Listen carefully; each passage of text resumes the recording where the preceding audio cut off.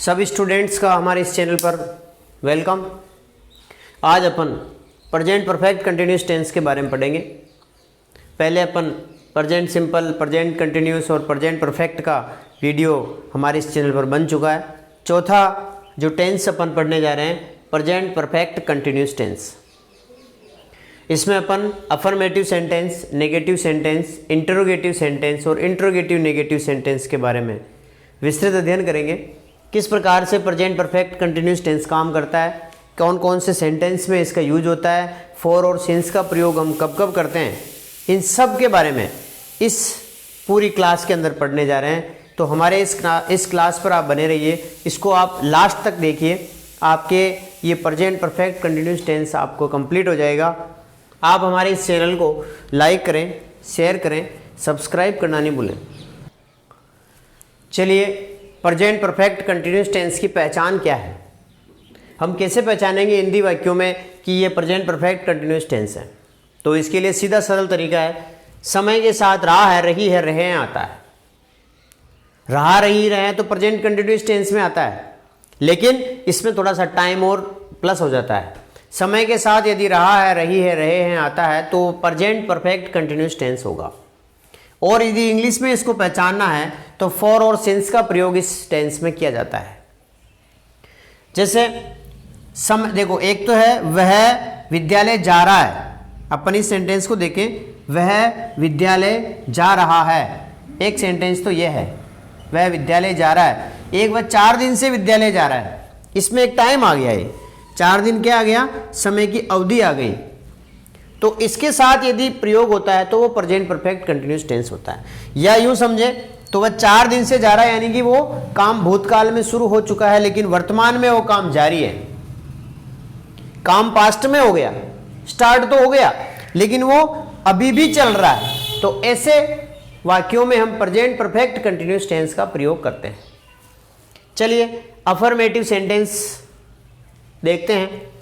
Affirmative जो sentence है, सकारात्मक जो वाक्य है, उसमें अब इसका सेंटेंस स्ट्रक्चर होता है सब्जेक्ट के बाद में हैज अथवा हैव दोनों में से एक लगाना। हैज हैव के बारे में अपन पढ़ चुके हैं, ही सी इट और नेम। इसके साथ हैज का प्रयोग, आई वी यू और दे, इसके साथ हैव का प्रयोग। ही सी इट नेम के साथ has, I we you they के साथ हैव। हैज हैव दोनों में से एक लगाना, फिर बीन लगाना। बीन के वर्ब के बाद वर्ब फर्स्ट आईएनजी, फिर ऑब्जेक्ट, फिर फॉर और सिंस, और फिर उसके बाद टाइम। इस सेंटेंस स्ट्रक्चर को, इस सूत्र को आप याद कर लीजिएगा। उसके बाद ऑटोमेटिकली आपको नेगेटिव याद करना हो तो हैज और हैव बीन दोनों के बीच में नोट लगाना। यदि इंट्रोगेटिव की बात करें तो हैज हैव को आगे ले आना और बाकी सेम ऐसा का ऐसा ही हो जाएगा। इंट्रोगेटिव नेगेटिव की बात करें तो हैज हैव, फिर सब्जेक्ट, फिर नोट और फिर बीन, इस तरह से आ जाएगा। इस सूत्र को आप याद कर लें, आपके चारों सूत्र आपको याद हो जाएंगे। अब आता है, बहुत सौ को कंफ्यूजन है और प्रेपोजिशंस में भी ये प्रश्न आता है और टेंस में भी आता है। तो याद रखें, फॉर और सिंस का प्रयोग कैसे होता है। फॉर का प्रयोग होता है period of time, period of time, समय की अवधि के साथ फॉर का प्रयोग होता है। जैसे फॉर 2 आवर्स, फॉर 2 या 3 या 4 for 4 days, for 5 months, for 5 years। तो ये जो संख्या, यानी संख्या आती है, इसमें अपन देखते हैं 2 घंटे, 4 घंटे, 2 दिन, 5 दिन, 10 दिन, 2 महीना, 10 महीना, ये समय की अवधि है। इसमें समय फिक्स नहीं है, समय की अवधि के साथ हम फॉर का प्रयोग करते हैं। इसको आप नोट कर ले। पीरियड ऑफ टाइम के लिए फॉर का प्रयोग, और सिंस का प्रयोग होता है पॉइंट ऑफ टाइम के लिए। पॉइंट ऑफ टाइम, निश्चित समय के साथ सिंस का प्रयोग किया जाता है। निश्चित समय कैसे, कोई भी वार का नाम, जैसे संडे से ये काम कर रहे हैं तो वो निश्चित समय है। कोई भी सन ईयर का, जैसे 2020 से ये कार्य चल रहा है तो वो सिंस आएगा उसमें। जैसे उदाहरण के लिए since Monday, since Sunday, since Tuesday, since Wednesday. तो since January, since January, since February, since March, since morning, since morning, since evening, since 2018,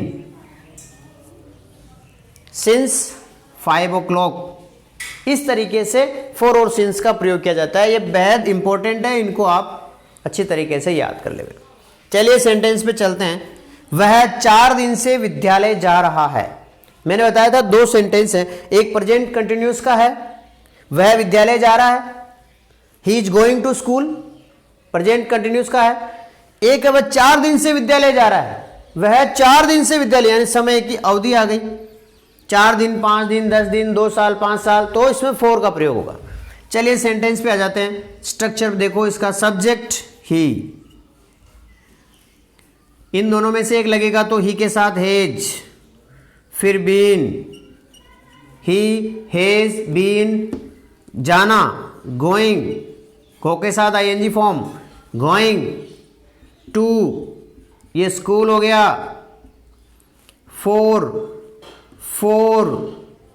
days, for 4 days, he has been going to school for 4 days। Second sentence देखते हैं। We, हम का we हो गया, we के साथ have आएगा, we have been reading, read पढ़ना, reading, we have been reading a book since Monday, निश्चित समय है, पॉइंट ऑफ टाइम के साथ सिंस का प्रयोग। तो यह है अफर्मेटिव सेंटेंस। नेगेटिव सेंटेंस, नकारात्मक वाक्य, इसकी पहचान, इसमें नोट आता है ना, नेगेटिव सेंटेंसेस। इसका सूत्र देखिए, सब्जेक्ट, फिर हैज हैव, फिर नोट। इसमें अफर्मेटिव में नोट नहीं था, हैज हैव और बीन दोनों के बीच में हैज नॉट बीन या हैव नॉट बीन आता है। ऐसा नहीं है, याद रखो इसको, हैज बीन नोट नहीं आता है कभी भी, हैज नोट बीन आता है नेगेटिव में। हैज बीन तो आता है, लेकिन यदि इसका नेगेटिव बनाए, इसमें नेगेटिव इसका वर्ड इसमें लगाएं तो हैज नोट बीन होगा, हैव नोट बीन होगा। फिर वर्ब फर्स्ट आईएनजी, फिर ऑब्जेक्ट, फॉर, सिंस और फिर टाइम। इसको भी आप नोट कर लें।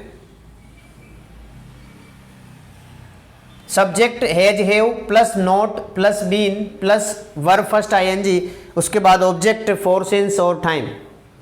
वे 2 साल से क्रिकेट नहीं खेल रहे हैं। दे, फिर दे हैव नोट आ जाएगा, इसका ध्यान रखना, दे हैव नोट बीन आएगा, दे हैव बीन नोट नहीं आएगा। They have not been playing, verb आ गई, आईएनजी लगा दिया, प्लेइंग क्रिकेट, 2 साल से है ना, पीरियड ऑफ टाइम है for 2 years। They have not been playing cricket for 2 years। तुम सुबह से गाना नहीं गा रहे हो। You के बाद have, फिर not, फिर been। You have not been singing a song। सुबह से है ना, पॉइंट ऑफ टाइम निश्चित समय आ गया, since morning।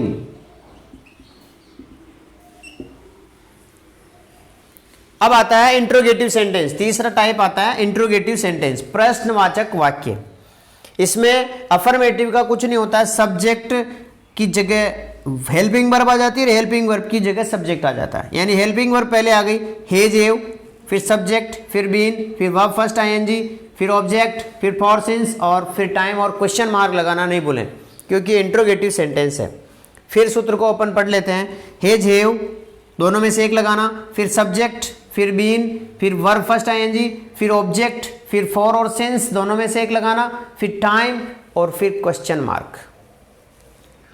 सेंटेंस देखते हैं। क्या तुम रविवार से गाना गा रहे हो? क्या तुम रविवार से गाना गा रहे हो? तो देखिए तुम आ गया तो हैव लग जाएगी इसकी हेल्पिंग वर्ब, हैव यू। गाना गाने को क्या कहेंगे, हैव यू बीन। देखो हैज हैव सब्जेक्ट बीन, फिर सिंगिंग, हैव सब्जेक्ट यू, फिर बीन, फिर verb first ING singing, a song,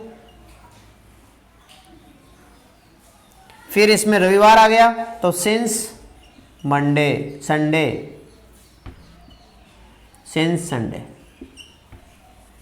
फिर देखिए क्या वह 2 वर्ष से वॉलीबॉल खेल रहा है, तो हैज ही बीन, खेलना प्लेइंग वॉलीबॉल, 2 वर्ष से है तो 4 आ जाएगा, for 2 years। Has he been playing volleyball for 2 years। और फिर आप इसके पीछे क्वेश्चन मार्क लगाना ना भूलें। यह है interrogative sentence. Interrogative negative sentence, प्रश्नवाचक नकारात्मक सेंटेंस, हैज हैव, फिर सब्जेक्ट, सब्जेक्ट के बाद नोट, नोट के बाद बीन, बीन के बाद verb first ING, verb first ING के बाद ऑब्जेक्ट, ऑब्जेक्ट के बाद फोर सिंस के बाद टाइम, टाइम के बाद इंट्रोगेटिव मार्क, प्रश्नवाचक चिन्ह। Has have subject, not, been, ING form, object, for since और टाइम और क्वेश्चन मार्क। ये अपना सूत्र है इसका। तो सबसे पहले हैज हैव आएगा, क्या रमेश शाम से पुस्तक नहीं पढ़ रहा है, तो क्या हो जाएगा हैज।